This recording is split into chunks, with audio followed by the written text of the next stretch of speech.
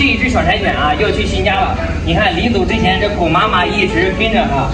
这狗妈妈虽然说这有半个月不照顾小狗了，但是你看母性非常好啊，一直黏着。在外面大概等了有5分钟啊，司机还没有到。我的天呐，你看这5分钟都热得一头汗。所以说呢，这小狗一定得给它发顺风车。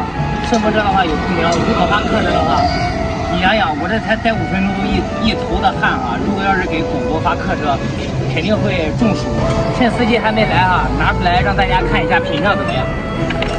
这一只小狗呢是武汉粉丝的哈，然后30天的时候都已经定下来了，现在是疫苗刚好给它打完了哈，今天就能发货了。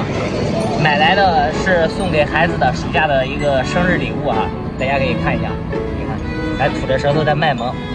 看包子脸圆嘟嘟的哈，大家可以看一下这包子脸，捏着可好玩了。大家有没有发现它的毛色是赤红色的？等到时候嘴巴的黑色素一退哈，成年之后毛色会变得更红。还有就是临走之前还要检查一下小狗身体健康怎么样，比如说皮肤病啊有没有皮肤病，或者是有没有湿度跳蚤一类的。其次还要检查它的这个饮食。其次再看有没有拉稀，你看鼻子是湿润的，说明小狗是健康，没有任何问题。大家有没有发现？这都是一些非常小的一些细节啊。还要检查它的精神状态怎么样。你看这一只小家伙放地上之后，因为小柴犬在一个陌生的环境，它这个尾巴是属于耷拉着的啊。当它把这个陌生的环境熟悉完之后，它的尾巴就会翘起来。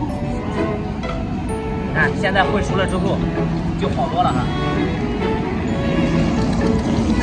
过来过来。精神状态是没有任何问题的。行了，不多说了啊，司机已经到了，咱去给司机汇合哈。